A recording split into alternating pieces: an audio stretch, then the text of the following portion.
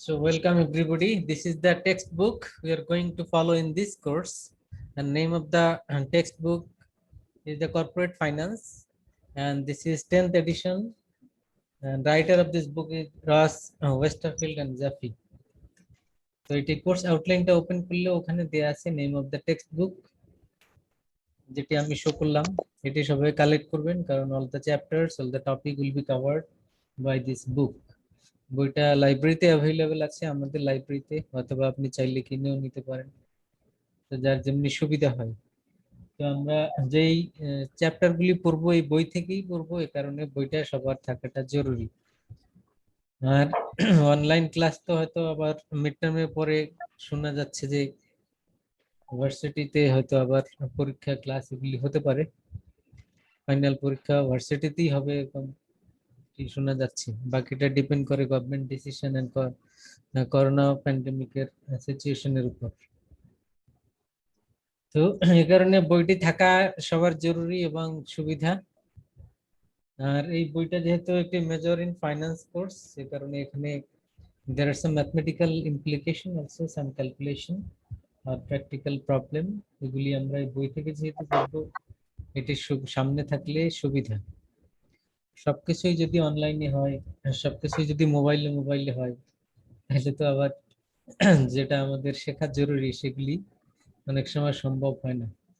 এখন তো সবই শর্টকাট মেথড হয়েছে, স্টুডেন্টরা দেখি সবাই স্ক্রিনশট নেয়, এই পড়াশোনা সব মোবাইলের মধ্যে দেখি, যা পড়ানো হয় সেটাও স্ক্রিনশট নিয়ে রাখে, পরেও মোবাইল থেকে, পরীক্ষাও দেয় মোবাইলে।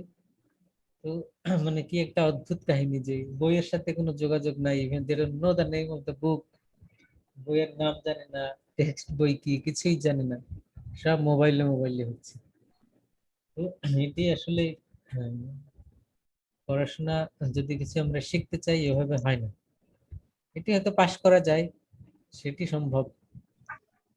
তো যাই হোক, এটি যেহেতু আমাদের মেজর কোর্স, সবাই একটু সিরিয়াসলি বইটা কালেক্ট করবেন যাতে বইটা সবার সামনে থাকে, তাহলে যে টপিকগুলি আমরা পড়ব সেগুলি আপনার বুঝতেও সুবিধা হবে এবং পরবর্তীতে কোশ্চেন যেগুলি আমরা পড়ব পরীক্ষার সময় সেটি আনসার করা আপনার জন্য সহজ হবে বা প্রিপারেশন নেওয়াও সহজ হবে।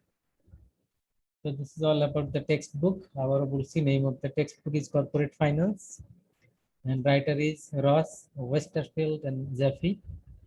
And edition of this book is 10th edition. 10th edition. And the book is available in our library, University Library, and you can find it from anywhere in the market. So যে কোনো জায়গা থেকে আপনি collect করতে পারেন। ওকে, বুঝছেন সবাই? Text সম্পর্কে শুনেছেন? জি স্যার, জি স্যার। ওকে, মাঝে মধ্যে রেসপন্স করেন, না হলে তো আপনারা শুনতে পাচ্ছেন কিনা বোঝা যায় না। দুই একজন রেসপন্স করতে যেয়ে মনে পড়ে যে মাইক্রোফোনটা মিউট করে রাখছি। আচ্ছা, যাই হোক, যাদের আশেপাশে নয়েজ নাই তারা তো আপনার মাইক্রোফোন ওপেন রাখতেই পারে।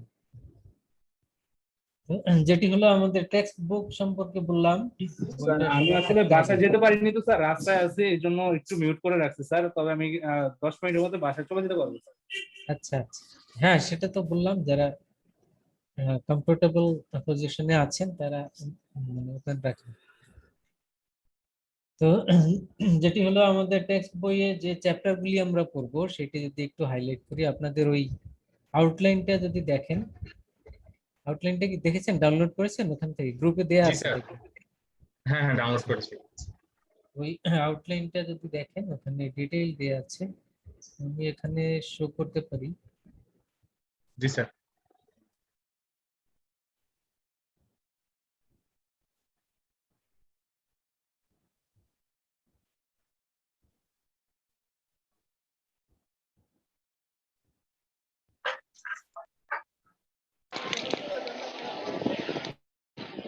আসসালামু আলাইকুম স্যার। ওয়ালাইকুম আসসালাম, রিয়াদ হোসেন। স্যার কেমন আছেন? জি স্যার, কেমন আছেন? আলহামদুলিল্লাহ, আপনি কেমন আছেন? জি স্যার, আলহামদুলিল্লাহ। তো স্যার একটু লেট হয়ে গেছে স্যার। আমরা অলরেডি শুরু করে দিয়েছি। তো কোর্স আউটলাইনটা আমি ওই যে গ্রুপে দিয়েছিলাম, ওখান থেকে ডাউনলোড করে নেবেন। জি স্যার। তারপরও আমি এখানে দেখানোর চেষ্টা করি। জি স্যার।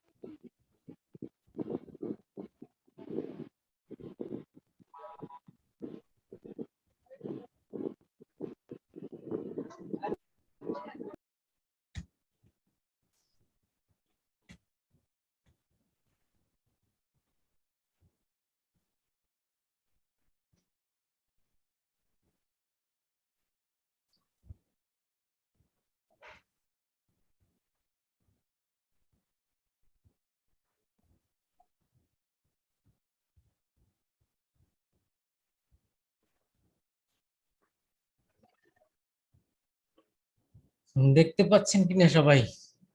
জি স্যার।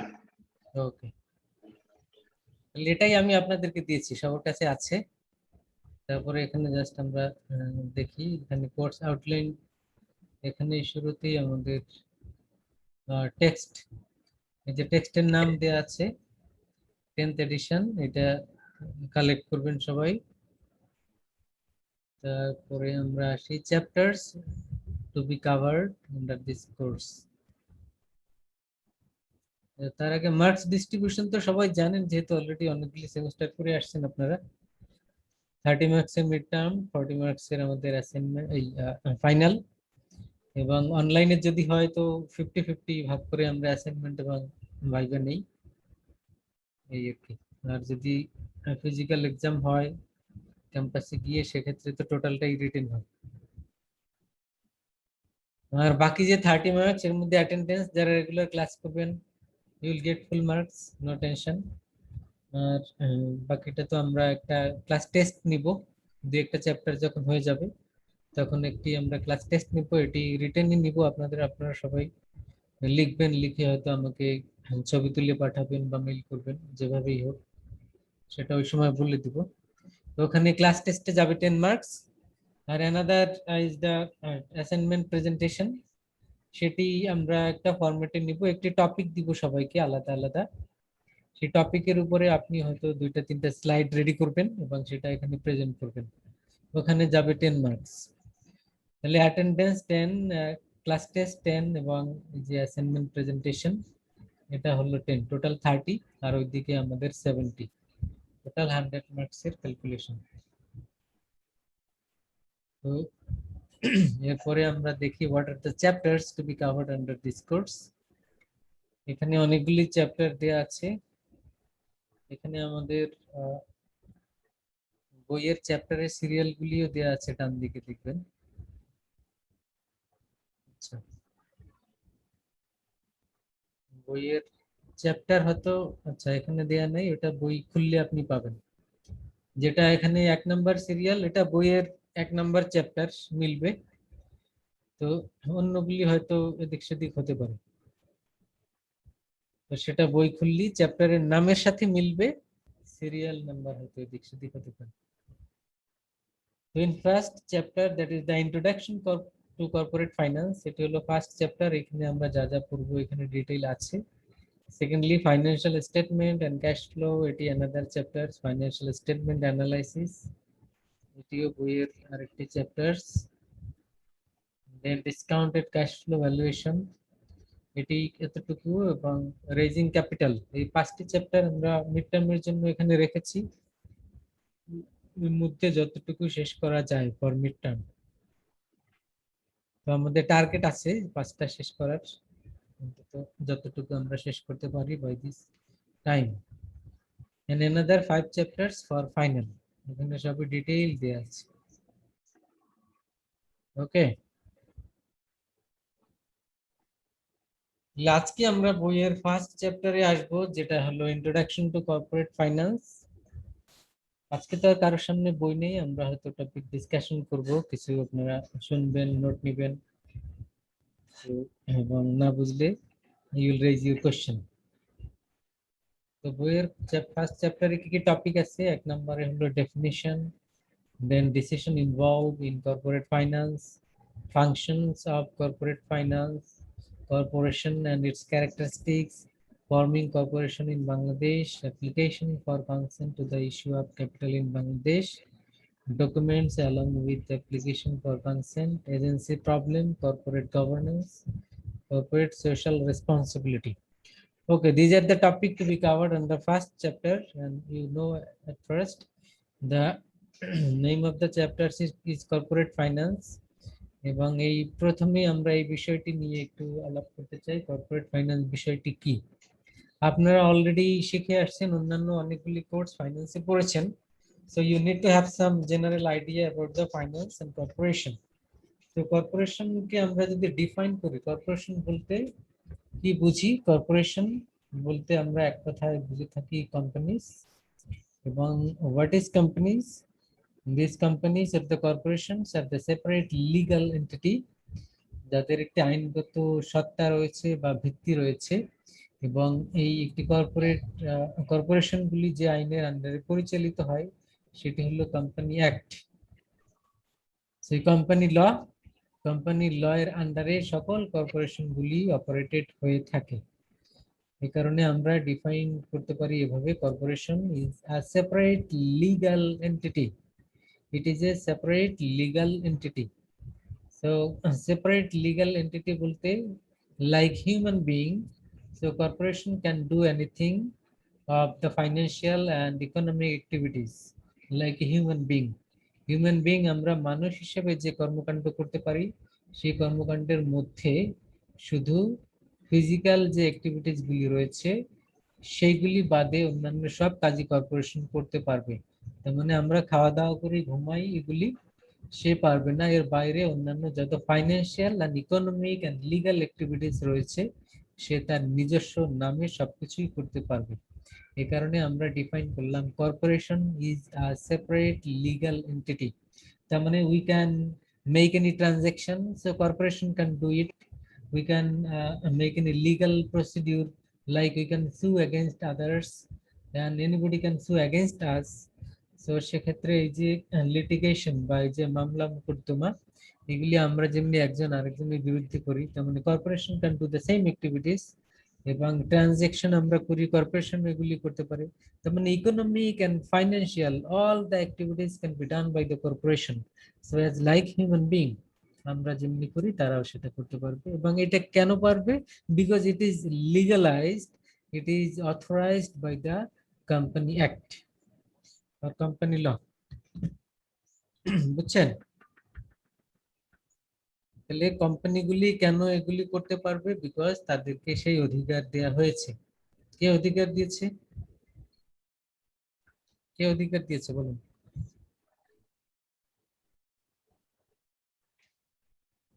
কোম্পানিকে এই কাজগুলি করার অধিকার কে দিয়েছে?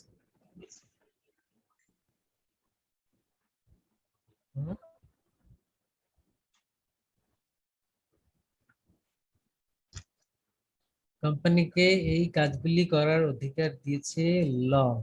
কোন ল? কোন ল?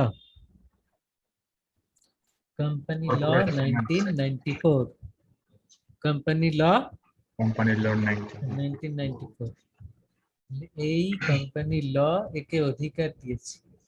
তার মানে মানুষ একটি আইন তৈরি করেছে, এই আইন তৈরি করে এই কোম্পানিগুলিকে এই অধিকার দিয়েছে যে হ্যাঁ তোমরা আমাদের মতো সব কাজ করতে পারো, তোমরা আমাদের মতো সকল ট্রানজাকশন করতে পারো, এবং এই তার নিজস্ব নামে, মানে কোম্পানির নামে। তো এই কারণে আমরা বলছি corporation is a separate legal entity. এখন এই কর্পোরেশন গুলি কি কি কাজ করে থাকে, হোয়াট আর দেয়ার ফাংশন, এটা আমরা অলরেডি অন্যান্য কোর্সে জেনে আসছি যে কর্পোরেশন গুলি তাদের যে মেইন ফাংশন তার মধ্যে ইম্পর্টেন্ট 3 ফাংশনস রয়েছে। মেজর ফাংশনস হলো বা ইম্পর্টেন্ট ফাংশনস অথবা ডিসিশন যেভাবেই বলি সেটি হলো 3টি। কর্পোরেশনের ফাংশন কি কেউ বলতে পারবেন? অন্যান্য কোর্সে হয়তো পড়ে আসছেন।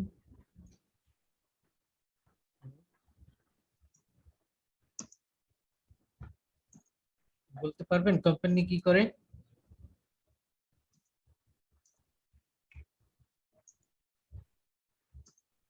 কোম্পানিতে তো সবাই আছেন, তাহলে কোম্পানি কি করে এটা তো সবাই জানার কথা, তাই না?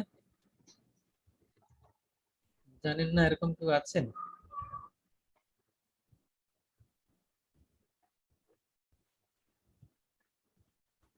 হুম। আপনারা ক্যাপিটাল বাজেটিং এর নাম শুনেছেন?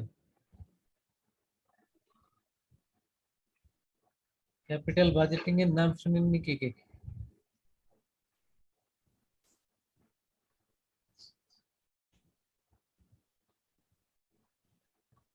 ক্যাপিটাল বাজেটিং কে কে শুনেছেন বলেন?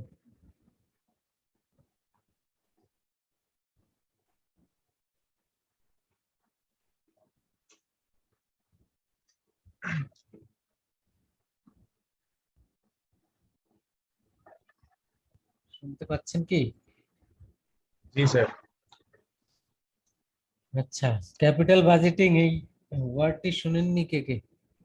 সবাই শুনেছেন? জি স্যার। শুনেছি স্যার, শুনেছি। আচ্ছা, শুনেছেন এখন ভুলে গেছেন নাকি?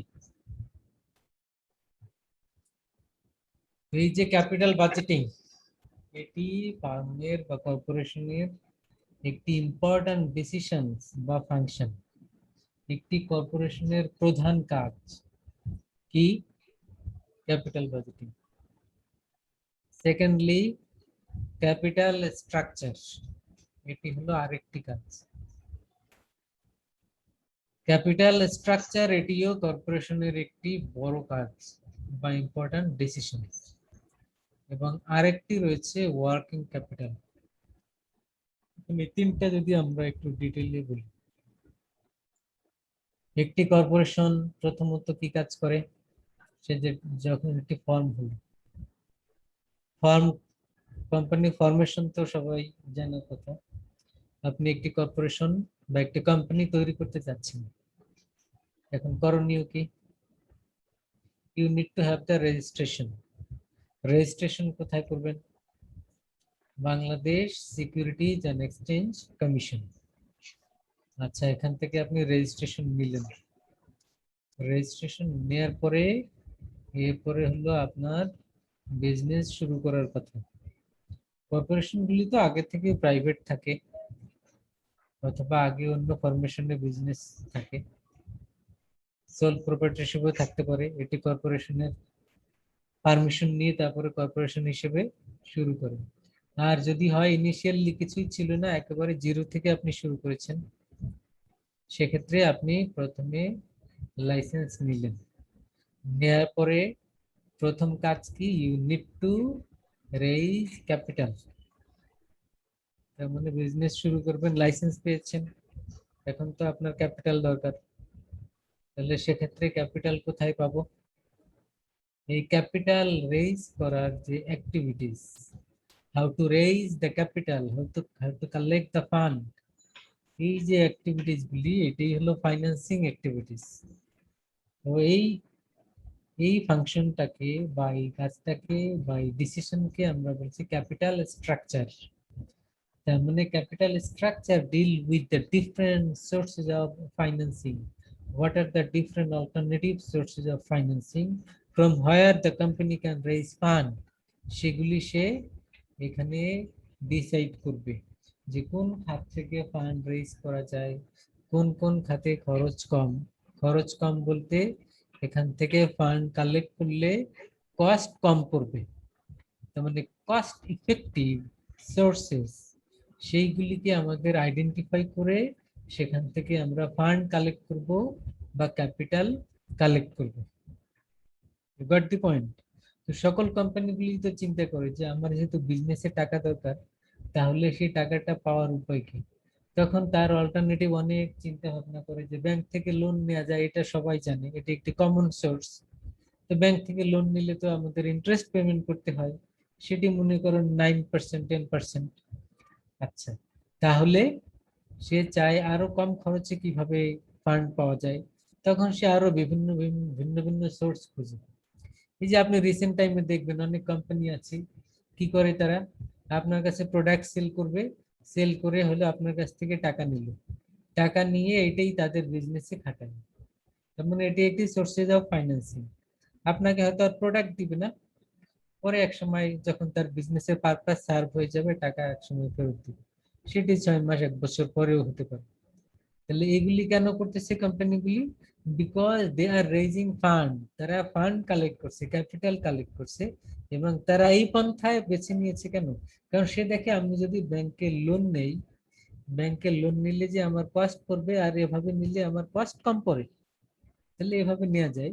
সো এরকমের দেখবেন অনেক কোম্পানিগুলি রিসেন্টলি এগুলি করে আসছে, নিয়ে পত্র পত্রিকায় অনেক লেখালেখি হচ্ছে। এখন এই ই কমার্স কোম্পানিগুলি এই কাজ এর মাধ্যমে তারা মূলত কি করে? দে আর রেজিং ফান্ড। তার মানে এটি কোম্পানি বা কর্পোরেশনের একটি important function, that is the capital structure. এবং এক একটা কোম্পানি এক একটা পন্থা, এক একটা সোর্স তারা বেছে নেয়। সেক্ষেত্রে তাদের টার্গেট হলো লিস্ট কস্ট, সবচেয়ে কম খরচ কোথায়, কোত্থেকে ফান্ড নিলে, কোত্থেকে লোন নিলে খরচ সবচেয়ে কম পড়বে, সেটি তারা ফাইন্ড আউট করে। That is the capital structure. সেটা তারা ডিসাইড করে যে আমাদের টোটাল ক্যাপিটালের মধ্যে ফান্ড কত থাকবে। মনে করেন 100 কোটি টাকা। আচ্ছা, 100 কোটি টাকা আমরা ব্যাংক থেকে লোন নিলাম 20 কোটি টাকা, আর 80 কোটি কোথায় পাবো? আমরা শেয়ার ইস্যু করলাম আরো 20 কোটি টাকা, তাহলে হলো 40 কোটি টাকা। আরো 60 কোটি টাকা কোথায় পাবো? তখন সে এরকমের ভিন্ন ভিন্ন সোর্স আইডেন্টিফাই করে। কখনো সে বন্ড ইস্যু করে, কখনো সে ডিবেঞ্চার ইস্যু করে, বা অন্য কোনো সোর্স থেকে এরকমের ফান্ড কালেক্ট করে। টোটাল তার ফান্ড হলো 100 কোটি টাকা, এবং এই টোটাল ফান্ডই হলো তার capital structure. You got the point? বুঝছেন? শুনতে পাচ্ছেন কি? জি স্যার, শুনতে পাচ্ছি। ওকে, তাহলে ক্যাপিটাল বাজেটিং কি? ক্যাপিটাল বাজেটিং হলো এই যে ফান্ড কালেকশন হলো, ফান্ড কালেক্ট করে কোম্পানি কি করবে? What are the uses? What are the uses are investment? এই ফান্ড সে কোথায় ইনভেস্ট করবে, কিভাবে করবে, কত দিনের জন্য করবে, এই লং টার্ম প্ল্যানিংটাই হলো তার ক্যাপিটাল বাজেটিং প্ল্যান। তার মানে আমরা ফান্ড কালেক্ট করলাম, এই ফান্ড কোথায় ইনভেস্ট করব তার বিভিন্ন সোর্স বের করা, এবং এটি অবশ্যই লং টার্ম হবে, কারণ ইনভেস্টমেন্ট তো আর 2-1 মাসের জন্য কেউ করবে না, এটি অবশ্যই লং টার্ম হবে। এ কারণে capital budgeting is the process of long term investment of any corporation. তার মানে একটি কর্পোরেশনের what will be the long term investment, এই টোটাল প্রসেসটাই হলো তার ক্যাপিটাল বাজেটিং। তার মানে এটিও কোম্পানির একটি বড় কাজ, একটি বড় বা important decision. And thirdly working capital, তার মানে সে ফান্ড কালেক্ট করলো, ইনভেস্ট করলো, তার তো আরো কাজ আছে। তার মধ্যে আরেকটি গুরুত্বপূর্ণ কাজ হলো সে তার বিজনেসকে কিভাবে ম্যানেজ করবে, প্রতিদিনকার day to day business activities, এগুলিও তার ম্যানেজ করতে হবে। এই day to day business activities বা শর্ট টার্মের যে অ্যাক্টিভিটিস গুলি রয়েছে, এগুলি ম্যানেজ করার জন্য তার যে প্ল্যান, তার যে ফাংশন, এগুলি হলো তার ওয়ার্কিং ক্যাপিটাল। তার মানে the company need to manage its day-to-day activities of the firm, and these day-to-day activities includes the current assets and current liabilities.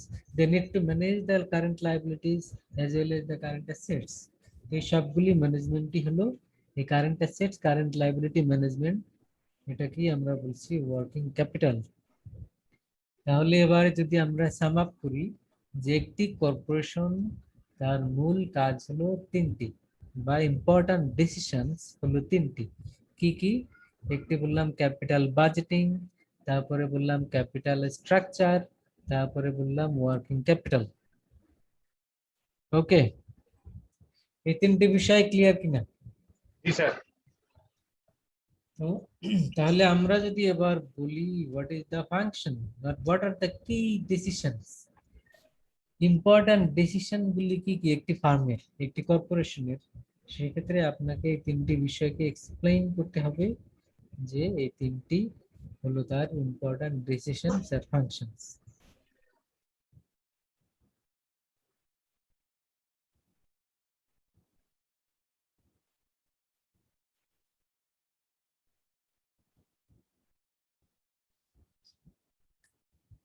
আমরা একটি কোম্পানির একটা ফার্মের ব্যালেন্স শিট মডেল যদি দেখি, একটা ফার্মের যে ফাংশনগুলি ব্যালেন্স শিটের মাধ্যমে যদি আমরা রিপ্রেজেন্ট করি, এখানে একটি ব্যালেন্স শিট দেখতে পাচ্ছেন আপনারা। এখানে দুইটা সাইড আছে দেখুন, এর মধ্যে রাইট হ্যান্ড সাইডে current liabilities, long term debt, share holders equity এগুলি রয়েছে। আর লেফট হ্যান্ড সাইডে কি আছে, কারেন্ট অ্যাসেটস, ফিক্সড অ্যাসেটস, দুইটা মিলে হলো তার টোটাল অ্যাসেটস।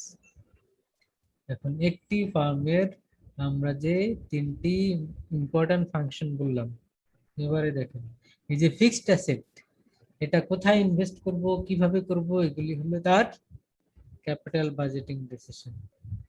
তারপরে কোন কোন সোর্স থেকে আমরা ফান্ড কালেক্ট করব, এখানে কি কি আছে দেখেন, এখানে long term debt, share holder security, current liability, এই যে আলাদা আলাদা তিনটি সোর্স দেয়া আছে, এগুলি হলো sources of financing, sources of financing.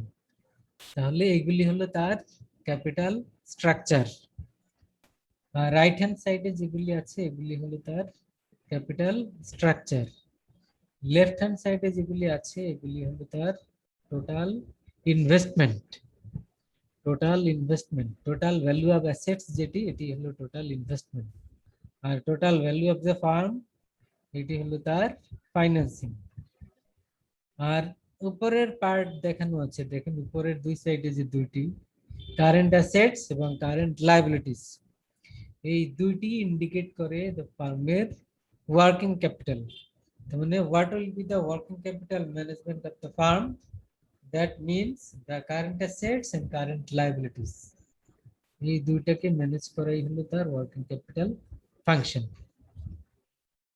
ওকে, একটি ফার্মের এবারে যদি আমরা প্রশ্ন রাখি যে হোয়াট ডু থিঙ্ক, একটি ফার্মের ফাইন্যান্সিং আগে হবে নাকি তার ইনভেস্টমেন্ট আগে হবে, বলুন তো। financing G, financing is financing আগে হবে ইন কেস অফ অ্যাকশন, মানে প্র্যাকটিক্যালি যখন করতে যাবে সে, প্র্যাকটিক্যালি যখন করতে যাবে তখন ফাইন্যান্সিং আগে হবে। আর যখন সে ডিসিশন মেকিং এর মধ্যে থাকবে তখন ইনভেস্টমেন্ট প্ল্যানটা বা ডিসিশনটা আগে করবে।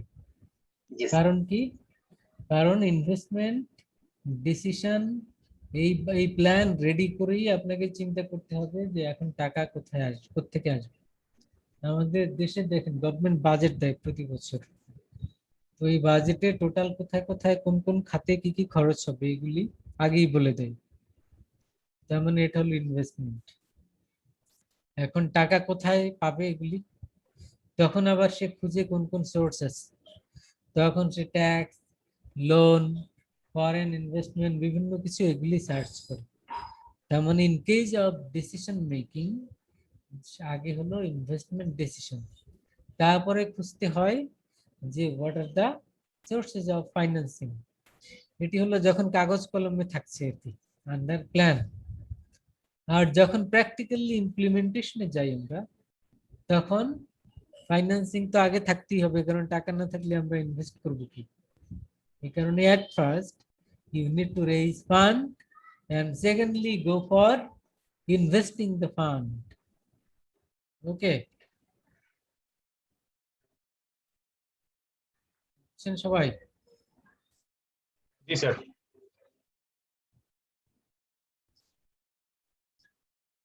একটি ফার্মের যদি আমরা হায়ারার্কি দেখি, একটি ফার্মের টপ মোস্ট থেকে একেবারে বটম, টপ টু বটম যদি বলি, একটি ফার্মের টপ পজিশনে কারা, board of directors, board of directors অথবা কি বলবো, এর মধ্যে একজন চেয়ারম্যান থাকে অথবা ম্যানেজিং ডিরেক্টর থাকে। ম্যানেজিং ডিরেক্টর হলো বোর্ড অফ ডিরেক্টরের মধ্যে যিনি ম্যানেজ করেন বা হেড বা চেয়ারম্যান অফ দা বোর্ড, সেটাও আমরা বলতে পারি। The board of directors, they are the topmost position, the whole topmost position of a corporation. তার মানে একটি কোম্পানির দে আর দ্য ওনার, তারাই হলো মালিক বা ওনার, এদেরকে রিপ্রেজেন্ট করে। একটা কোম্পানির মালিক তো অনেক, যারা এই কোম্পানির শেয়ার কিনবে তারাই কোম্পানির মালিক। মানে একটা কোম্পানির শেয়ার তো দেয়ার আর হান্ড্রেডস, থাউজেন্ডস, অনেক লোকই তো শেয়ার কিনে, কিন্তু সবাই তো আর কোম্পানি অপারেশনের মধ্যে আসে না। এই কারণে মনে করেন 100 জন হলো শেয়ার হোল্ডার, এদের মধ্য থেকে সিলেকশন করে 10 জন আসলো, এরা হলো বোর্ড অফ ডিরেক্টরস। তার মানে এই 10 জন কোম্পানিকে অপারেট করবে, 100 জন তো আর সবাই আসতে পারবে না, তাদের মধ্য থেকে রিপ্রেজেন্ট করলো 10 জন। এই 10 জন হলো বোর্ড, এর মধ্যে একজন চিফ থাকবেন, যাকে আমরা চেয়ারম্যান অফ দ্য বোর্ড বলবো অথবা ম্যানেজিং ডিরেক্টর বলবো। তো তিনি হলেন বোর্ডের ম্যানেজ করবেন বা হেড। এখন এরা যেহেতু কোম্পানির কি কর্তা ব্যক্তি, they are the owner of the firm, তারা কি করবে, নিজেরা কোম্পানি তো আর অপারেট করবে না, তারা they will give this responsibility, assign this responsibility to somebody else, to a specific person, তাকে আমরা বলছি সিইও, চিফ এক্সিকিউটিভ অফিসার। একে বোর্ড দায়িত্ব দিল। এখন অনেক সময় কি হয়, এই বোর্ডের মধ্যে থেকে কেউ একজন সিইও হতে পারে, যে বাইরের কাউকে আমরা সিইও নিলাম না, তাহলে আমাদের এই বোর্ডের মধ্যে যারা আছি আমরা, এদের মধ্যে থেকে একজন দায়িত্ব নিলাম যে আমি তাহলে সিইও, সবার মতামত নিয়ে। সিইওর আন্ডারে থাকবে কো, কো মানে হলো চিফ অপারেশনস অফিসার। কো এর আন্ডারে থাকবে সিএফও, চিফ ফাইন্যান্সিয়াল অফিসার। এর আন্ডারে আবার থাকবে ট্রেজারার, কন্ট্রোলার, এবং এদের আন্ডারে আমরা পরবর্তীতে যে বিভিন্ন top manager, middle manager, lower manager, এগুলি সব এদের আন্ডারে কাজ করবে। আর লোয়ার লেভেলে আমরা দেখি যে ফাইন্যান্সিয়াল ম্যানেজার, তারপরে বিভিন্ন ম্যানেজাররা থাকে এদের আন্ডারে। This is the structure of A corporation. তাহলে একটি কর্পোরেশন কিভাবে চলবে, তার স্ট্রাকচার বা চেইন অফ কমান্ড, সেটা আমরা এখানে জানলাম। তাহলে একটি কর্পোরেশনের টপ মোস্ট কারা বলেন তো, টপ মোস্ট কারা? board of directors, CEO, co CFO, treasurer, controller, board of directors, cash manager. Board of directors কারা, এরা কোত্থেকে আসবে? স্যার, স্যার যারা কোম্পানির মালিক, যারা বা যারা শেয়ারে আছে, শেয়ারে মানে পুরো কোম্পানিটার পরিচালনা করে, এরাই তো পরিচালনা করবে, কিন্তু এই বোর্ড পরিচালনা করবে কোম্পানিকে, কিন্তু বোর্ডের এরা কোত্থেকে আসবে সেটি হলো স্যার প্রশ্ন। এরা নির্বাচনের মাধ্যমে এরা হইতে পারবে স্যার, বোর্ড অফ ডিরেক্টরস। তার মানে they will be selected or elected through the by the members, members বলতে শেয়ার হোল্ডার্স। শেয়ার হোল্ডার্স যত থাকবে, শেয়ার হোল্ডারের তো অসংখ্য, 1000ও থাকতে পারে, আর এই 1000 লোক তাহলে কোম্পানির ওনার। এখন 1000 লোক তো আর বোর্ডের মেম্বার হবে না, এদের মধ্য থেকে যারা ইন্টারেস্টেড, যাদের শেয়ার সংখ্যা বেশি, তারাই এই বোর্ডে মেম্বার হবে, এবং এরাই শেয়ার হোল্ডারদের থেকে বোর্ড অফ ডিরেক্টরে একজন থাকে যে ম্যানেজিং ডাইরেক্টর, এইভাবে। জি, এবং ম্যানেজিং ডিরেক্টর অনেক সময় আবার দায়িত্ব নিয়ে সে হবে কি সিইও। আর যদি CEO তারা কেউ যদি নিজেরা এই কাজের সাথে ইনভলভ না হয়, সেক্ষেত্রে একজনকে নিয়োগ দিবে সিইও হিসেবে, বাইরের কাউকে। বোর্ডের কেউ একজন সিইও হিসেবে দায়িত্ব পালন করবে, অথবা তারা নিজেরা যদি না করতে চায়, তারা বাইরের কাউকে সিইও হিসেবে নিয়োগ দিবে। তাহলে সিইও সেক্ষেত্রে কার আন্ডারে কাজ করবে? বোর্ডের আন্ডারে কাজ করবে। বোর্ডের আন্ডারে। জি, একজন ব্যক্তি না, কিন্তু বোর্ডের আন্ডারে কাজ করবে সিইও। তো সিইওর আন্ডারে বাকি যারা আছে কোম্পানি অপারেট করার জন্য, কারণ সিইও তো সরাসরি কোম্পানি ফাংশনস, কোম্পানি অপারেশনস এর সাথে জড়িত। সে হলে সরাসরি কোম্পানি কি করবে না না করবে, কিভাবে বিজনেস হবে, যাবতীয় সেই বিষয়গুলি সরাসরি ডিল করবে সিইও। আর বোর্ড শুধু এগুলি তারা পলিসি ডেভেলপ করবে, বিভিন্ন স্ট্র্যাটেজি ডেভেলপ করে সেগুলি সিইও কে বলবে যে এগুলি এগুলি করা উচিত, আমরা এভাবে এভাবে করতে পারি, এভাবে আগাবো, এভাবে করব, এটা করব না, সেই পলিসিগুলি বোর্ড পলিসি মেক করবে। But all the policy should be implemented by the CEO, তার হাতেই এগুলি হবে। ওকে, ওকে তাহলে কর্পোরেশন সম্পর্কে আমরা আইডিয়া নিলাম, ফাংশন সম্পর্কে জানলাম, এবং কর্পোরেশনের বিভিন্ন ফরম্যাট রয়েছে, আপনারা এগুলি জানেন, আমরা ওইটা ডিটেলসে যাব না। জানেন কয়েক ধরনের কর্পোরেশন রয়েছে, সোল প্রোপ্রাইটারশিপ, তারপরে পার্টনারশিপ, তারপরে কর্পোরেশন। তো এইখানে আমরা শুধু কর্পোরেশনটা নিয়ে আলাপ করছি, যেহেতু corporation is a separate legal entity.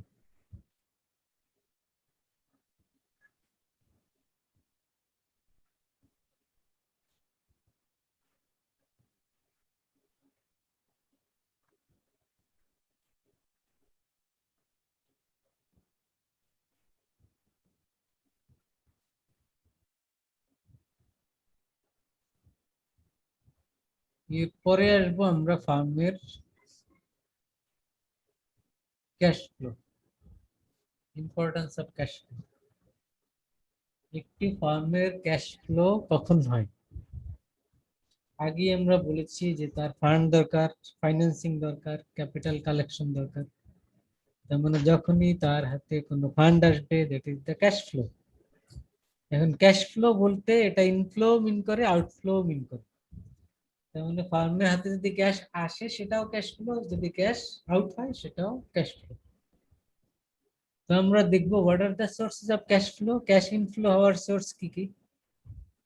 আমরা দেখি ক্যাশ ইনফ্লো হওয়ার কয়েকটি সোর্স রয়েছে।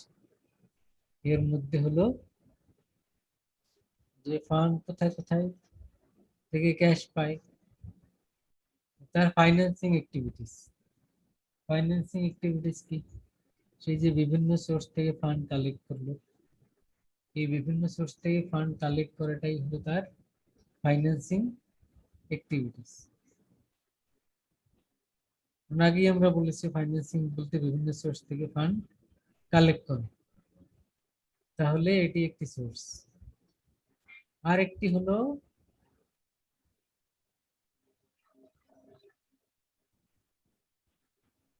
যে কোম্পানি যদি তার ইনভেস্টমেন্ট বা কোনো অ্যাসেট সেল করে, ইনভেস্টমেন্ট আর অ্যাসেট সেল করে, সেখান থেকে ফান্ড আসে, সেটাও ফার্মের ফান্ডের একটি source.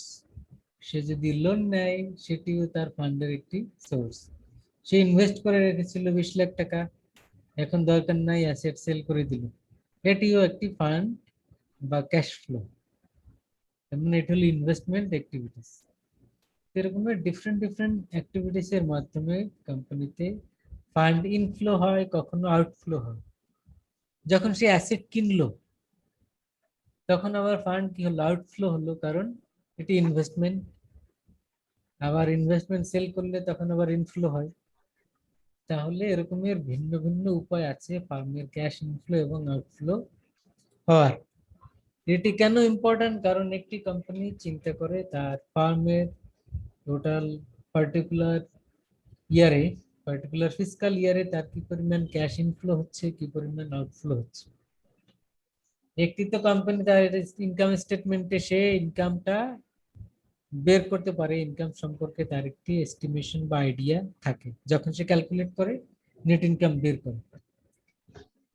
R net income doesn't represent the total amount of cash. Net income কিন্তু সবসময় মিন করে না যে এত টাকা আমার ক্যাশ আছে, এটা পরে আসবে, সেটাও নেট ইনকামের মধ্যে থাকতে পারে।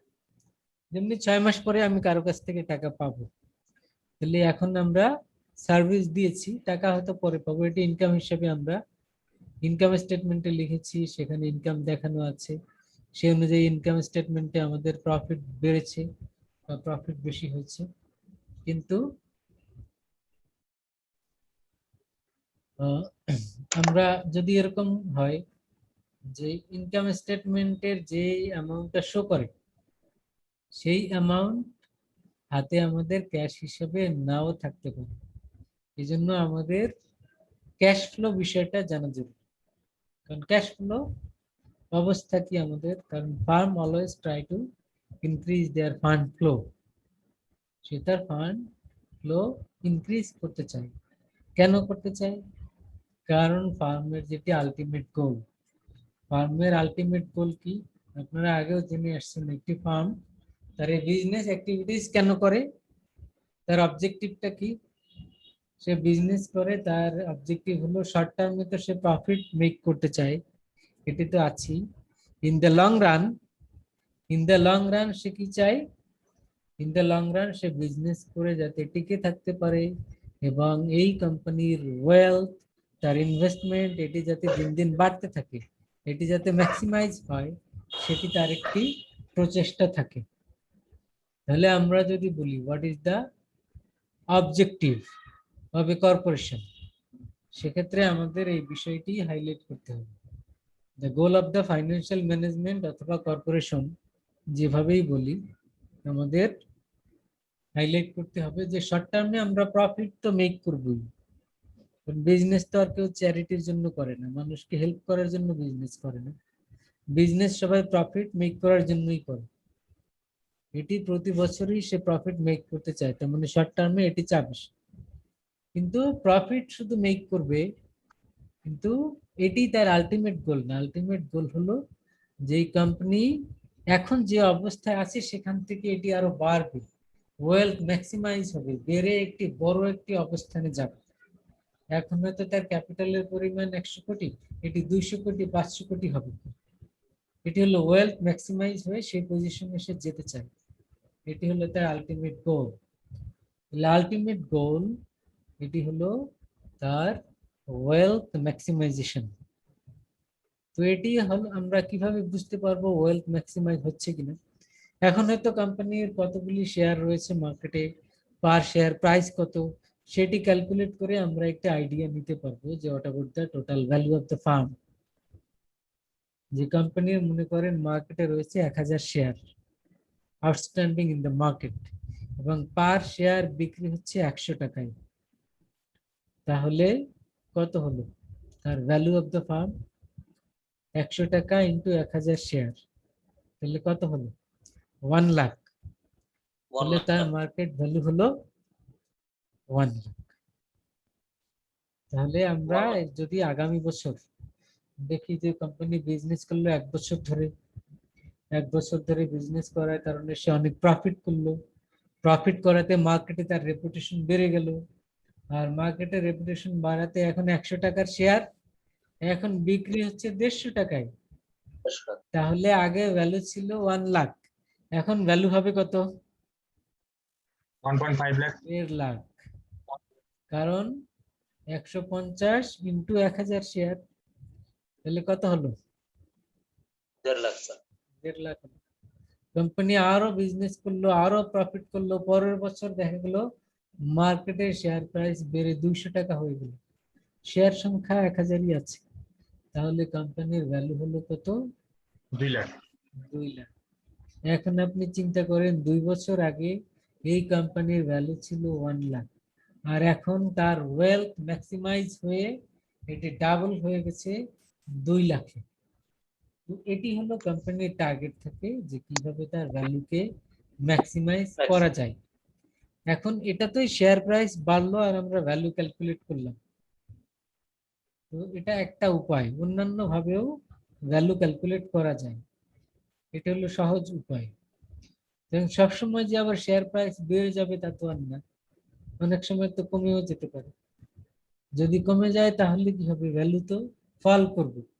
তো কোনো কোম্পানি তো আর চায় না যে তার ভ্যালু ফল করবে, তাহলে যে কোম্পানির ভ্যালু ফল করে কেন ফল করলো, এটাই আবার আপনাকে ইনভেস্টর হিসেবে you need to find it out why the value is falling down. এটিতে একটি কোম্পানির যেটি বাড়ার কথা সেটি কেন ফল করলো? তখন আপনি দেখবেন যে শর্ট টার্মে হয়তো সে প্রফিট করতে পারেনি। তাহলে প্রফিট ম্যাক্সিমাইজেশন এর সাথে ভ্যালু ম্যাক্সিমাইজেশন বা ওয়েলথ ম্যাক্সিমাইজেশনের একটি রিলেশন রয়েছে। আপনার কোম্পানি যদি প্রফিট নাই করতে পারে তাহলে তার মার্কেটে রেপুটেশন ভালো হবে না। রেপুটেশন ভালো না হলে শেয়ার কে কিনবে, আর এই শেয়ারের দাম কেমনি বাড়বে? তখন তার উল্টা ফল করতে পারে। তাহলে দেখেন, ফাইন্যান্সিয়াল ম্যানেজার অলওয়েজ কনসার্ন, কি নিয়ে concern? How to maximize value, how to maximize profit. Profit তো ম্যাক্সিমাইজ করতে হবে ইন দ্য লং রান, মানে ইন দ্য শর্ট টার্ম, মানে প্রতি বছর তো তার ইনকাম স্টেটমেন্ট সে তৈরি করে, এটা পাবলিশ করে। তাহলে প্রতি বছরই আপনাকে প্রফিট করতে হবে। এই ধারা যদি বজায় থাকে, if this trend persists or continue over the time, then it is expected the value of the firm will be maximized or wealth maximization will be ensured. তাহলে প্রফিট ম্যাক্সিমাইজেশন হতে হবে, দেন আপনার আলটিমেট গোল ভ্যালু ম্যাক্সিমাইজেশন তখন হবে, যেটি share price দিয়ে আমরা clarify করলাম। বুঝছেন সবাই? জি স্যার। তাহলে আপনাকে যদি জিজ্ঞেস করা হয় যে what is the ultimate goal of the financial management অথবা বিজনেস ফার্ম অথবা কর্পোরেশন, এর গোল কি? আপনি কি বলবেন? স্যার প্রফিট ম্যাক্সিমাইজ করা, তাদের ওয়েলথ ম্যাক্সিমাইজ করা, আর রেপুটেশনটাও যাতে বাড়ে, যাতে শেয়ারের দামটা বেড়ে তো তাদের ওয়েলথটা বাড়বে। জি, জন্য বইয়ে এটা সুন্দর করে আছে, আপনারা এগুলো ডিটেইলস পড়বেন। দেখেন এখানে পসিবল গোল বলতে একটা বিজনেস ফার্ম বিভিন্ন অবজেক্টিভ নিয়েই সে কাজ করতে পারে, এই যে পসিবল গোল। মানে সে সার্ভাইভ করতে চায়, মানে বেঁচে থাকতে চায়, এটি একটি গোল। সে avoid financial distress and bankruptcy, তার যাতে ব্যাংক্রাপসি না হয়, বন্ধ না হয়, এই জন্য সে, এটি আরেকটি গোল। বিট দ্য কম্পিটিশন, আরেকজনের সাথে কম্পিট করে সে হারাতে চায়, নিজে উইন ওভার করতে চায়, এটি আরেকটি গোল। ম্যাক্সিমাইজ সেলস আর মার্কেট শেয়ার, সে বিক্রি বাড়াতে চায়, এটি আরেকটি গোল। মিনিমাইজ কস্ট, তার খরচ কমাতে চায়, এটি আরেকটি গোল। ম্যাক্সিমাইজ প্রফিট, সে প্রতি বছরই প্রফিট যাতে বেশি হয়, এটি তার একটি গোল। মেইনটেইন স্টেডি আর্নিংস গ্রোথ, প্রতি বছর যাতে তার গ্রোথ হতে থাকে, এটি তার আরেকটি গোল। তার মানে আর কি, these are the possible goals, এগুলি ভিন্নমুখী ভিন্ন ভিন্ন গোল রয়েছে, কিন্তু আলটিমেট গোলটা কি? সে আসলে ইন দ্য লং রান কি চায়? ইন দ্য লং রান সে চায় that is the wealth maximisation. এখানে গোল গোল বোল্ড করা আছে, দেখেন, the goal of financial management is to maximize the current value per share of the existing stock. এটা তার মানে যেটা আমরা এতক্ষণ বললাম, শেয়ার প্রাইস বাড়ানো, এটি তার গোল। কারণ কি? শেয়ার প্রাইস বাড়লে কি হবে? শেয়ার প্রাইস বাড়লে কি হবে? তার ওয়েলথ ম্যাক্সিমাইজ হবে। কারণ আপনি একজন শেয়ার হোল্ডার, মনে করেন আপনি একজন শেয়ার হোল্ডার, আপনি 1 লাখ টাকার শেয়ার কিনেছেন, 1 বছর পরে যদি আপনি কি চাবেন? যে 1 লাখ টাকার শেয়ার যাতে 2 লাখ হয়, 3 লাখ হয়, সেটাই তো চাইবেন। তার মানে that is the ultimate goal. আর এটি কখন হবে, কখন পসিবল হবে? যখন কোম্পানি প্রপারলি বিজনেস করবে, প্রফিট করবে, তখন আবার এটি পসিবল হবে। এতটুকু বুঝছেন কিনা?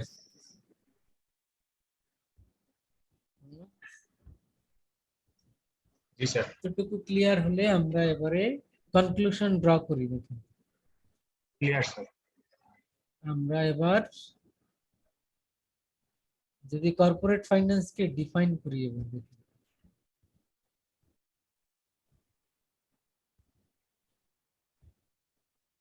কিভাবে কর্পোরেট ফাইন্যান্স কে ডিফাইন করতে পারি। উই কুড হ্যাভ ডিফাইন্ড, এই যে আন্ডারলাইন করলাম যেটা, corporate finance as the study of the relationship between business decisions, cash flow and the value of the stock in the business. এই তিনটি বিষয় অলরেডি আমরা পড়ে আসছি। কি কি? বিজনেস ডিসিশন বলতে ওই যে তিনটা আমরা আলাপ করলাম এতক্ষণ।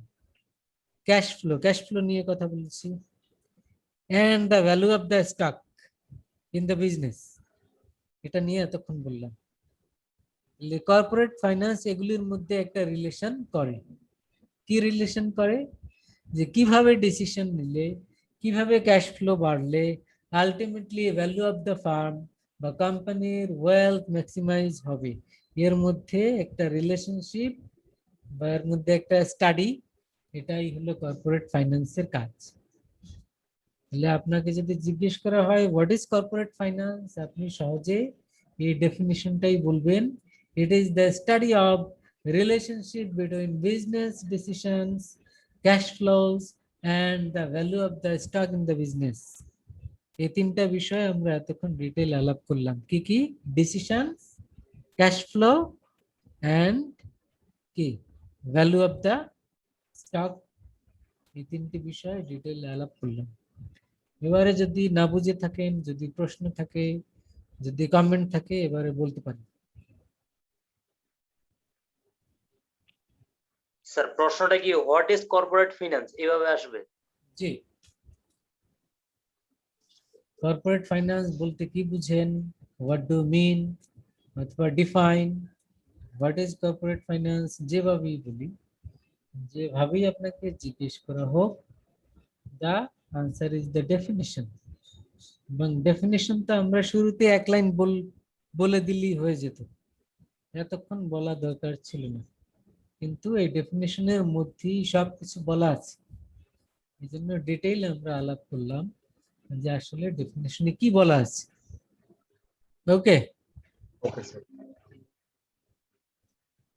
বুঝেন না অথবা কোশ্চেন থাকলে বলেন। স্যার একটা কোশ্চেন ছিল যে এই যে পিডিএফটা স্যার আপনার দেওয়া লিংকে গেছিলাম স্যার আপনার কোর্সের আউটলাইনে, তো ওখানে কি পাবো এই পিডিএফটা? ওখানে কোর্স আউটলাইন হয়তো দেওয়া আছে আগের, আর হয়তো কিছু। কোন লিংকে? স্যার কোর্সের আউটলাইনে আপনার একটা লিংক দেওয়া আছে বিআইও একাডেমি ওইখানে? স্ল্যাশ, হ্যাঁ ওইখানে আপডেট করা নাই, ওখানে কিছু স্লাইড আগের কিছু দেয়া আছে, নতুন করে কিছু দেয়নি, ওগুলি আগের দেয়া আছে। আচ্ছা ওগুলি হেল্পিং হ্যান্ড, আপনি চাইলে ওগুলি দেখতে পারেন।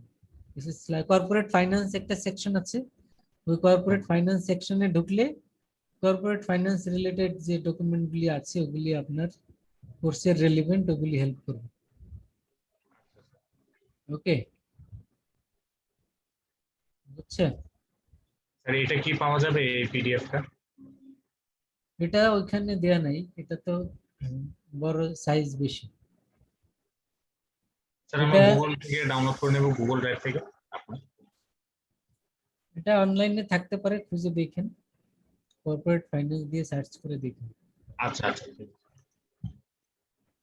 তো যেটি হলো আমাদের ডেফিনিশন শেষ করলাম, পরের টপিকে যাব।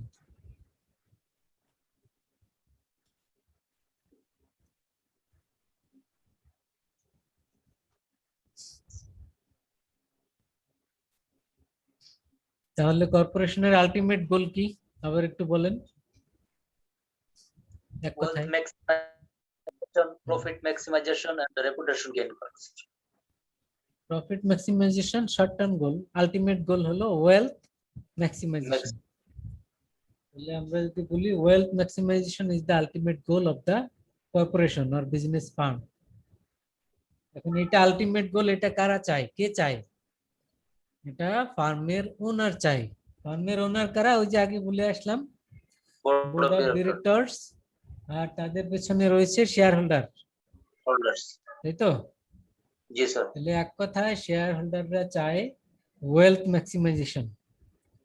আর শেয়ার হোল্ডাররা তো কোম্পানি অপারেট করে না, কোম্পানি অপারেশন করে কারা? যারা এমপ্লয়ি, জি স্যার। যাদেরকে নিয়োগ দেওয়া হয়েছে কোম্পানি পরিচালনার জন্য, তারা কোম্পানি অপারেট করে।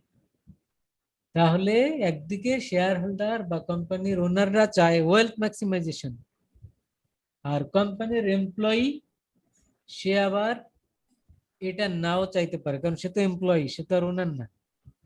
জি স্যার। কথা বুঝছেন? মনে করেন আপনার বিজনেস ফার্ম, আপনি মালিক, সোল প্রপ্রাইটরশিপ, মনে করেন এক মালিকানা, আপনি একজন দুইজন লোক রেখে দিয়েছেন যে তোমরা এইভাবে করো। আপনি তো আপনার একটা প্ল্যান আছে, সেই অনুযায়ী ওদেরকে বলেন, সেই অনুযায়ী ওরা করে। তো এখন আপনার প্ল্যান অনুযায়ী আপনি বলেন, আর সবসময় ওদের সাথে এটা মিলে না, কারণ ওরা আবার ওদের কিছু স্বার্থ আছে, সেই অনুযায়ী ওরা কাজ করতে চায়। ওরা ওদের ফ্লেক্সিবিলিটি, ওরা ওদের বেনিফিট এগুলি চিন্তা করে। আর আপনি তো চান কিভাবে আপনার বিজনেসটা আরো বাড়ানো যায়, কিভাবে আরো এক্সপ্যান্ড করা যায়, এগুলি নিয়ে আপনি হয়তো ভাবেন। ওদের মাথায় তো আর এইটা নেই, কারণ ওরা তো আর ওনার না, ওরা হলো এমপ্লয়ি। আপনি ওদের বেতন দিচ্ছেন, ওরা কাজ করে, বেতন না দিলে আবার চলে যাবে। এই জন্য ওনার অ্যান্ড এমপ্লয়ি, এই দুই পক্ষ সবসময় একইভাবে চিন্তা করে না, কারণ দুই পক্ষের ইন্টারেস্ট দুই রকম তো হবেই, আগেই বললাম, কারণ ওরা হলো এমপ্লয়ি আর এরা হলো ওনার। ওরা চিন্তা করবে আমরা কাজ করব, আমাদের পারফরমেন্স ভালো হবে, আমাদের বোনাস দিবে, আমাদের স্যালারি টাইমলি দিবে, যত বেশি পারফরমেন্স ভালো হবে তত আমাদের ইনক্রিমেন্ট হবে, এগুলি তারা ভাবে। আর ওনার বা শেয়ার হোল্ডার বা ডিরেক্টরস এরা এরা তো আর কার কত বেতন এটা নিয়ে চিন্তা করে না। তারা চিন্তা করে কোম্পানির কি অবস্থা, কোম্পানিকে আরো ভালো জায়গায় কিভাবে নিয়ে যাওয়া যায়, আরো কিভাবে ইনভেস্টমেন্ট বাড়ানো যায়, ফাইন্যান্সিং আরো কোন কোন জায়গা থেকে করা যায়, আরো এক্সপ্যান্ড করার জন্য কি করণীয়, এগুলি নিয়ে তারা ভাবে। তাহলে দুই পক্ষ দুই রকমের চিন্তা করে। এজন্য অনেক সময় দেখা যায় বোর্ড অফ ডিরেক্টরস একরকম ইনস্ট্রাকশন দিল সিইও কে বা ম্যানেজারদেরকে, আর ম্যানেজাররা তাদের স্বার্থ অনুযায়ী সেটা ফলো করলো না। তারা দেখলো এই কাজ করতে গিয়ে তো রিস্ক, এত রিস্ক নেওয়ার দরকার কি? রিস্ক নিলে পরে বলবে যে যদি লস হয়, যে তোমরা লস করেছো, তোমাদের পারফরমেন্স খারাপ, তোমাদের এখন ফায়ার করবো, তোমাদের দরকার নেই। এই কারণে এমপ্লয়িরা তো আর কখনো এরকমের রিস্কি কোনো কাজে যেতে চায় না। কিন্তু বোর্ড অফ ডিরেক্টরস দেখলো যে না, এটা রিস্কি হলেও এটা করা উচিত, কারণ এটা কোম্পানির প্রসপেক্টের জন্য এটা দরকার, এখানে ইনভেস্ট করা উচিত, এই প্রজেক্টে যাওয়া উচিত। শেয়ার হোল্ডার্স এটা চিন্তা করে। এমপ্লয়ি কি চিন্তা করলো? এমপ্লয়ি চিন্তা করলো no, this is a risky venture, এই রিস্কি ভেঞ্চারে যদি আমরা ইনভেস্ট করি এবং যদি কোনো লস হয়, তখন তো ঠিকই বলবে এই ম্যানেজারদের পারফরমেন্স খারাপ, এরা ম্যানেজ করতে পারেনি, তো এদেরকে দরকার নাই, এগুলিকে বাদ দাও, নতুন ম্যানেজার নাও। তাহলে এত রিস্কের মধ্যে যাওয়ার দরকার কি? অ্যাজ ইউজুয়াল যেমনি চলছিল তেমনি চলুক। ওরা এভাবে চিন্তা করতে পারে। তাহলে এই যে ম্যানেজারদের thinking and the employee thinking and owners thinking, manager and employee তো একই গ্রুপ, এন্ড এমপ্লয়ি আর ডিরেক্টরস যে আরেকটি গ্রুপ, মালিকানা গ্রুপ, মানে মালিক পক্ষ এবং যারা এমপ্লয়ি, এই দুই পক্ষ দুই রকমের চিন্তা করে।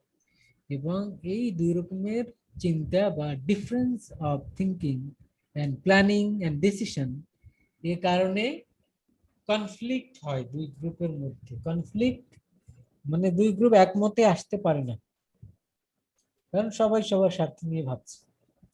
আর এই একমতে আসতে যদি নাই পারে, দেয়ার ইজ এ কনফ্লিক্ট। এই কনফ্লিক্টকে বলা হয় এজেন্সি প্রবলেম। এজেন্সি প্রবলেম কার মধ্যে হবে? বিটুইন দ্য এমপ্লয়ি মানে হলো managers and owners, share holders.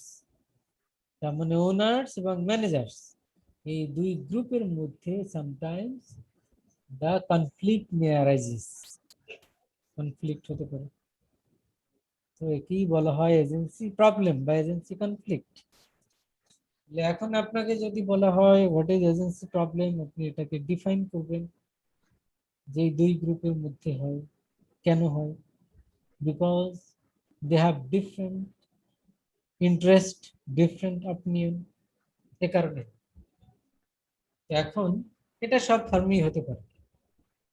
এটা হলে তো ফার্মের ক্ষতি, ক্ষতি বলতে কোম্পানি একরকমের কাটছে, একরকমের আগাচ্ছে, এর মধ্যে কিছু লোক আবার এরকমের ভিন্ন চিন্তা করলো, তারা আবার অপোজ করলো to the board, to the owners. এরকম যদি অপোজ করে, সেক্ষেত্রে sometimes the problems arises. Company যেটা চায় সেটা sometimes more difficult to achieve, এটা অ্যাচিভ করা সম্ভব হয় না, তখন কি হবে? তখন এটা কোম্পানির জন্য একটি প্রবলেম ক্রিয়েট করে। এটা তো আর সাস্টেইন করলে কোম্পানির জন্য অবশ্যই ভালো হবে। So we need to think about how to minimize, how to overcome, এটাকে কিভাবে মিনিমাইজ করা যায়, এই কনফ্লিক্টিং সিচুয়েশন থেকে কিভাবে ওভারকাম করা যায়, এটা আমাদের চিন্তা করতে হবে। সেক্ষেত্রে আমরা দেখি যে management or the owners, they always think how to overcome this conflict, যে এটাকে কিভাবে ওভারকাম করা যায়। তো কেউ হয়তো চিন্তা করে এত কিছু আমাদের চিন্তা করার দরকার কি, এরা হলো আমাদের এমপ্লয়ি, একটা ধমক দিয়ে দিব সব চুপ হয়ে যাবে, যা বলবো তাই শুনে। মানে এটা হলো একটা অ্যাপ্রোচ, যে সিইও কে ডেকে বলে দিল বোর্ডের ডিসিশন হয়েছে, এইখানে ইনভেস্ট করতে হবে, এটা করতে হবে, এই করেন, এগুলি আমাদের বোর্ড মিটিং এ পাস হয়েছে, এগুলি সব করতে হবে। যদি এর কোনো ডেভিয়েশন হয়, যদি কোনো ব্যত্যয় হয়, তাহলে তাহলে কি বোর্ড চাইবে না আপনাকে, আপনাকে চাইবে না মানে বোর্ড এগুলি চায় না মানে কি, তার তো চাকরি থাকবে না। আচ্ছা, এটা হলো একটা অ্যাপ্রোচ, জোর করা, ভয় দেখানো, নেগেটিভ অ্যাপ্রোচ। এরকম অনেক ফার্ম এটা এভাবে ওভারকাম করার চেষ্টা করে, এটা একটি approach. But this negative approach doesn't always bring positive result. তো নেগেটিভ অ্যাপ্রোচ সবসময় আবার কাজে দেয় না, এই জন্য there is another positive approach. তাহলে পজিটিভলি কিভাবে বিষয়টাকে আমরা ডিল করতে পারি, তো আমরা হয়তো তাদের সাথে শেয়ার করতে পারি। আমরা বলতে ওনার, ডিরেক্টরস, এই ডিরেক্টরস এরা কি করবে, সিইও বা ম্যানেজার্স, যারা টপ মোস্ট ম্যানেজার আছে তাদেরকে ডেকে বসবে, তাদের সাথে আলোচনা করবে যে আমরা এইগুলি করতে চাই, এভাবে এভাবে করেন, এটা যদি অ্যাচিভ হয় আপনাদের পারফরমেন্স বোনাস দিব, আপনাদের বোনাস শেয়ার দিব, আপনাদের এই ইনসেনটিভ দিব, মানে ভিন্ন ভিন্ন অনেক কিছু করবে। তো এত কিছু শুনে তো সবাই মোটিভেটেড যে হ্যাঁ এটা তো করা উচিত, আমাদের অনেক বোনাস পাচ্ছি, ডাবল বোনাস, ট্রিপল বোনাস, বছরে 2টা পাই, আর 2টা এক্সট্রা দিবে এই কাজ করলে, ফাইন, এটা করি সবাই মিলে, কিভাবে এটা অ্যাচিভ করা যায়। তো এরকমের পজিটিভ অ্যাপ্রোচ রয়েছে। তো এটা বিভিন্ন ভাবেই হয়তোবা কোম্পানি এই ম্যানেজারদেরকে বললো যে আপনাদের সবাইকে কিছু শেয়ার দেয়া হচ্ছে, আপনারা সবাই এখন থেকে শেয়ারের মালিক। তো শেয়ারের মালিক মানে আপনারাও কোম্পানির মালিক, এতদিন আপনারা ছিলেন এমপ্লয়ি, আজকে থেকে আপনারা সবাই এই কোম্পানির owner. So at the same time you are the employee, you are the owner. So আমাদের একসাথে একযোগে combinedly we need to give the effort, combined effort to improve the activities of the farm, performance of the farm, এবং সবার সহযোগিতা আমরা চাচ্ছি। আশা করি আপনারা বিষয়টি বোঝার চেষ্টা করবেন, একসাথে আমরা কাজ করব, কারণ আমরা আপনারা এখন সবাই সমান, আমরা শুধু ওনার না, আপনারাও ওনার, এবং যেহেতু আপনারা ওনার, সবাই মিলে কোম্পানিকে সামনে এগিয়ে নিয়ে যেতে হবে। সো যদি আমরা এটা করি তাহলে লাভ হলে তো আপনারও লাভ, আমারও লাভ, সবাই আমরা একসাথে উই আর বেনিফিশিয়াল। তো এখন এমপ্লয়িরা দেখলো যে হ্যাঁ তাই তো, আমরাও তো এখন কোম্পানির মালিক, আমরাও শেয়ার হোল্ডার, তাহলে আমাদের আরো এফোর্ট দেওয়া উচিত।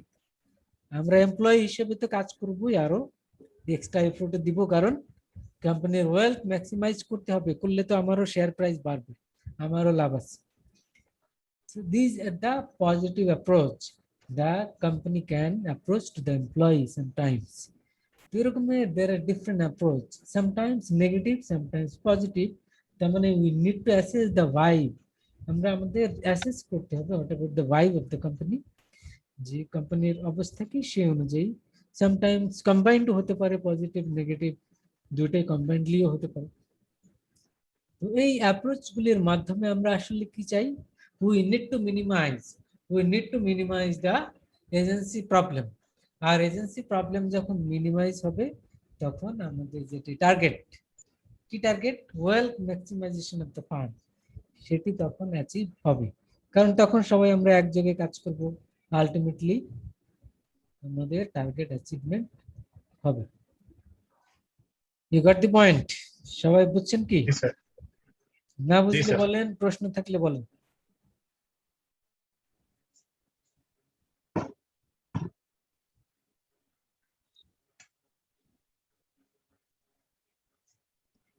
আচ্ছা, এখানে একটি প্রশ্ন আছে, দেখেন, do managers act in the share holders interest?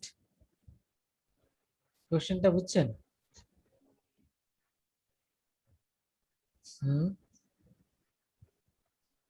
Do managers act in the share holders interest মানে কি?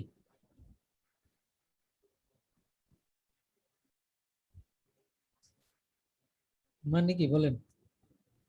কোশ্চেনটাই বলেন, কি কোশ্চেনটার মানে কি? আনসার চাচ্ছি না, কোশ্চেন বলেন।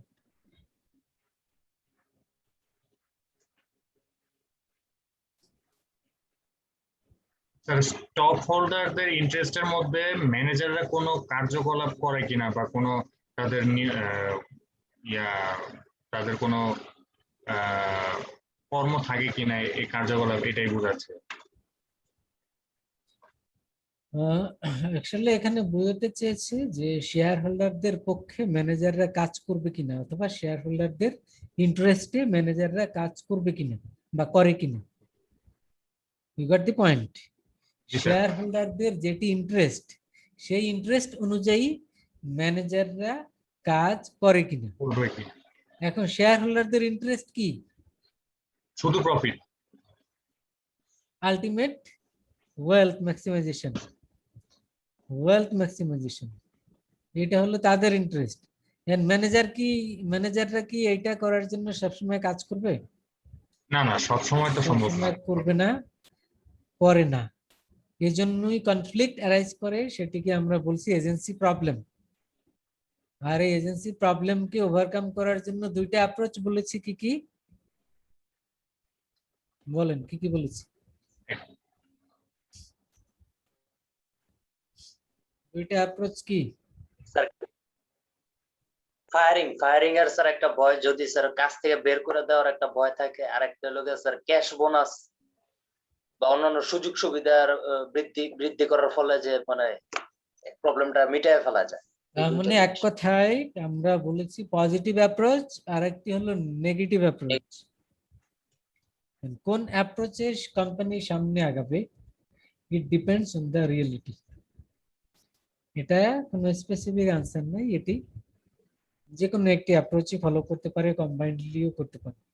এটা রিয়েলিটির উপর ডিপেন্ড করবে কোন অ্যাপ্রোচে গেলে আলটিমেটলি কোম্পানির এই প্রবলেমের সমাধান হয়, এটি ইফেক্টিভলি করা যায়, সে অনুযায়ী এটা হবে। ওকে, তাহলে আমরা এজেন্সি প্রবলেম বুঝলাম। তো এবারে বলেন, কোনো প্রশ্ন থাকলে বলেন, না বুঝলে বলেন।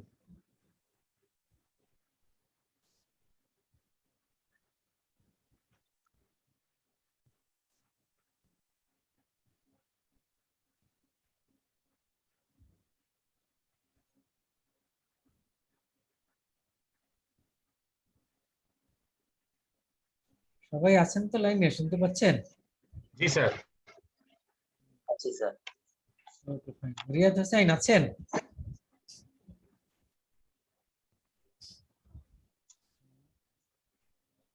মিস্টার রিয়াদ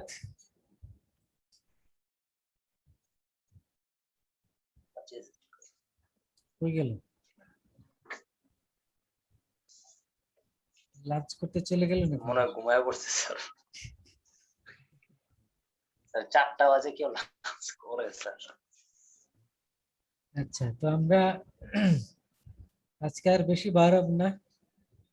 তো অনেকেই হয়তো টায়ার্ড হয়ে পড়ছেন, ঘুমিয়েও পড়ছেন কিনা আই ডোন্ট নো, যাদেরকে দেখা যাচ্ছে না। তো জন্য আগামী ক্লাস থেকে সবাই টেক্সটটা কালেক্ট করবেন, টেক্সট বুক।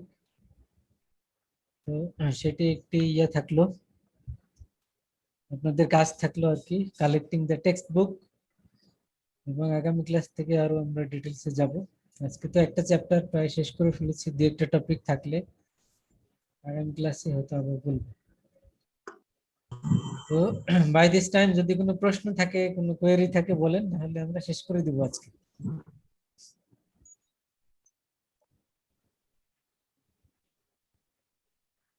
স্যার এই যে বলেন যে স্যার এজেন্সি প্রবলেমটা স্যার এটা যে ওভারকাম করা যায় মানে আপনি যে বলেন স্যার দুই ভাবে, একটা পজিটিভ ভাবে আর একটা নেগেটিভ ভাবে, এই দুইটা জিনিস বললেই হবে নাকি স্যার এগুলি আবার ডিটেইলস ভাবে আলোচনা করতে হবে? পজিটিভ কি কি নেগেটিভ? ডিটেইলসে বলবেন নেগেটিভের মধ্যে কি কি আছে, পজিটিভের মধ্যে কি কি আছে, বইয়ে পয়েন্ট করা আছে, এগুলো দেখবেন। বুঝছেন? এখন মনে করেন জি স্যার। আপনার ওয়াইফ যদি কথা না শুনে, এখন কি করবেন আপনি? দুই ভাবে ডিল করা যায় তো, পজিটিভলি আর নেগেটিভলি। কিভাবে স্যার? জি স্যার। পজিটিভ কি কি অ্যাপ্রোচ আছে, অনেক কিছুই থাকতে পারে। তার কিছু গিফট করেন, তাকে বুঝান, তার সাথে রিলেশনশিপ আর ক্লোজ করেন, যাতে আপনার কথা স্যার আসে না, অন্য কিছু না করে। ঘুরতে নিয়ে এগুলি যাওয়া তো- আরো অনেক কিছু। জি জি, এগুলি হলো ভিন্ন ভিন্ন পজিটিভ অ্যাপ্রোচ। আর নেগেটিভ ধমক দেওয়া। নেগেটিভ তো অনেক ধমকি কিছু দেওয়া। আছে। আলটিমেট এটা মুখ নেগেটিভ তো থেকে আসা। Separation, ultimate negative separation. তো কোম্পানির ক্ষেত্রে সেপারেশন হলো ফায়ার। তার শুরুতেই তো আমরা বলবো না যে এই এদেরকে সব ফায়ার করো, সেটা তো করবো না আমরা। এটা তো আলটিমেট, যার কোনো উপায় নাই, একে দিয়ে আর কাজ হচ্ছে না। You got the point? জি স্যার। জি স্যার। এই আর কি। ইনশাআল্লাহ, বেস্ট অফ লাক। আবারও দেখা হবে। ইনশাআল্লাহ স্যার। জি স্যার, রেকর্ডিং ইনশাআল্লাহ। পাবো স্যার? এই রেকর্ডিং যে হচ্ছে ক্লাস? রেকর্ডিং আপলোড করে দিব, যে কেউ মিস করলে আবার দেখে নিন। আচ্ছা আচ্ছা, ঠিক আছে স্যার। আসসালামু আলাইকুম।